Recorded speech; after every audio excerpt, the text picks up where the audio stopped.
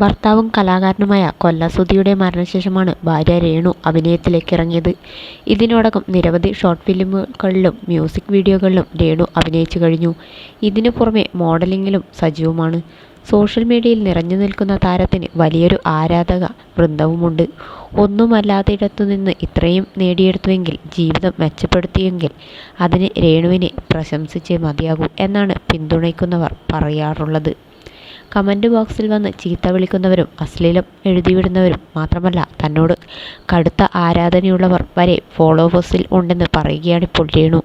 തന്നെ ദേവിയായി കണ്ട് ആരാധിക്കുന്ന ഭക്തനെക്കുറിച്ച് രേണു വെളിപ്പെടുത്തി.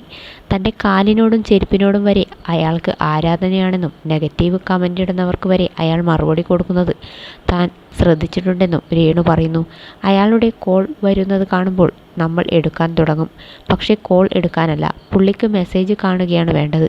എൻ്റെ ചെരുപ്പൊന്ന് കണ്ടാൽ മതി, പുള്ളിക്ക് ആശ്വാസമാകും.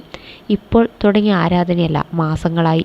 കരിമിഴി കണ്ണാലെ എന്ന എൻ്റെ ആൽബം ഇറങ്ങിയ ശേഷമാണ് ആ പുള്ളിക്ക് ആരാധന വന്നതെന്ന് തോന്നുന്നു. അടുത്തിടെയാണ് പുള്ളി വീണ്ടും ഇൻസ്റ്റാഗ്രാമിൽ ആക്റ്റീവായത്. ഞാൻ ആദ്യം കരുതി കളിയാക്കുകയാണെന്ന്. കളിയാക്കലല്ല, എല്ലാത്തിനും വന്ന് കമൻ്റിടും. അമ്മേ ദേവി അനുഗ്രഹിക്കണമേ, അമ്മേ എൻ്റെ പ്രാർത്ഥന കേൾക്കണമേ രേണു ദേവി എന്നൊക്കെ മെസ്സേജ് കാണാം. ഓരോരുത്തരുടെ ചിന്തകൾ കൊണ്ടാകും ഇങ്ങനെയൊക്കെ പറയുന്നത്. ഞാൻ ദൈവമായി അയാൾക്ക് കൈയൊക്കെ കൂപ്പി തൊഴുതാണ് ആരാധിക്കുന്നത്. തൊഴുതു നിൽക്കുന്ന ഫോട്ടോസ് അയച്ചു തരാറുണ്ട് അയാൾ. കമൻസിലും കാണാം. പുള്ളിക്കാരൻ്റെ കമൻറ്റുകൾ കണ്ട് വേറൊരുത്തൻ കമൻ്റ് ഇട്ടിരുന്നു, ഇത് രേണുവിൻ്റെ വേറെ അക്കൗണ്ടാണെന്ന് പറഞ്ഞ്. അപ്പോഴേക്കും പുള്ളി വന്നു പറഞ്ഞു, ഒരിക്കലുമല്ല, ഞാൻ രേണുവിൻ്റെ ഭക്തനാണെന്ന്.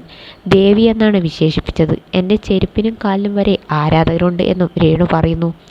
സെലിബ്രിറ്റീസിനോട് അന്ധമായ ആരാധനയുള്ള ഒരുപാട് ഫാൻസുണ്ട്. നടിമാരുടെ പേരിൽ അമ്പലം വരെ പണിത ഫാൻസുള്ള രാജ്യമാണ് ഇന്ത്യ. നടി ഹണി റോസിനായി തമിഴ്നാട്ടിൽ ആരാധകർ ക്ഷേത്രം പണിതിട്ടുണ്ട്. ഒരു സ്വകാര്യ ചാനലിലെ ഗെയിം ഷോയിലാണ് ഹണി റോസ് തൻ്റെ പേരിൽ അമ്പലം പണിത കാര്യം വെളിപ്പെടുത്തിയിരുന്നത്.